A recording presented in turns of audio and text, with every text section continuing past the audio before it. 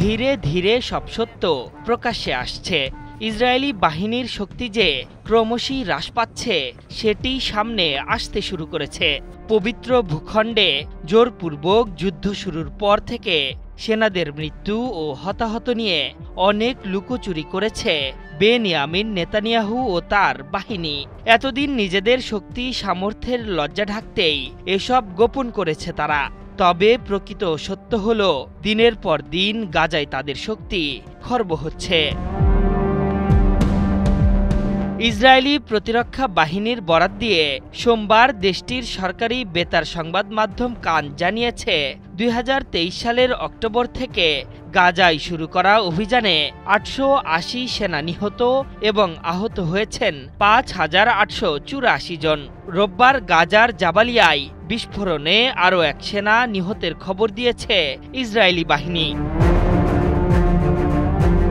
২০২৩ সালের ৭ অক্টোবর দখলদার অঞ্চলে প্রবেশ করে ১২০০ ইসরায়েলিকে হত্যা এবং ২৫১ জন জিম্মিকে বন্দী করেছিল প্রতিরোধ যোদ্ধারা। এ হামলার জবাব দিতেই একই দিন গাজায় অভিযান শুরু করে ইসরায়েলি সেনারা। তাদের অভিযানে এখন পর্যন্ত গাজায় নিহতের সংখ্যা পৌঁছেছে ৫৬,৩৩১ জনে। এর পাশাপাশি আহত হয়েছেন আরও ১,৩২,৬৩২ জন বেসামরিক ফিলিস্তিনি নাগরিক। এর মধ্যে নিহতের ৫৬%ই নারী ও শিশু। দীর্ঘ ১৫ মাসেরও বেশি সময় ধরে ফিলিস্তিনে চলা আগ্রাসন বন্ধে আমেরিকা ও মধ্যস্থতাকারী দেশের চাপে গত ১৯ জানুয়ারি যুদ্ধ বন্ধে রাজি হয় ইসরায়েল। তবে ২ মাসের যুদ্ধবিরতি শেষ হওয়ার আগেই ১৮ মার্চ থেকে পুনরায় অভিযান পরিচালনা করে দখলদার সেনারা। ওই সময় থেকে এখন পর্যন্ত ৬,৮০০ জনেরও বেশি নাগরিক নিহতের খবর দিয়েছে আন্তর্জাতিক গণমাধ্যমগুলো।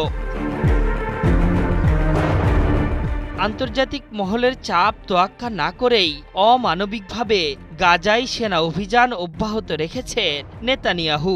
তার কথায়, গাজার সশস্ত্র সংগঠনকে দুর্বল, অকার্যকর এবং জিম্মিদের মুক্তি না করা পর্যন্ত এসব অভিযান অব্যাহত থাকবে। তবে নেতানিয়াহুকে ভুল প্রমাণ করে ধ্বংসস্তূপে দাঁড়িয়েও লড়াই করে যাচ্ছে প্রতিরোধ যোদ্ধারা। খান ইউনিসের বিভিন্ন এলাকায় একের পর এক সফলতা তারই বড় প্রমাণ। গত কয়েকদিনে প্রতিরোধ যোদ্ধাদের ফাঁদে পা বাড়িয়ে বড় ক্ষতির সম্মুখীন হয়েছে ইসরায়েলের সেনারা। এ নিয়ে দখলদার সেনা সদস্যদের মধ্যে ক্ষোভ বাড়ছে হু হু করে। এই অঞ্চলে শান্তি ফেরাতে একটি যুদ্ধবিরতির প্রস্তাব দিয়েছে ডোনাল্ড ট্রাম্প। তিনি বলেছেন, আগামী সপ্তাহের মধ্যেই গাজায় যুদ্ধবিরতি হতে পারে। যদিও তার এই প্রস্তাব নিয়ে এখনো কোনো প্রতিক্রিয়া দেয়নি প্রতিরোধ যোদ্ধা ও দখলদাররা। আশরাফুল ইসলাম, ৭১।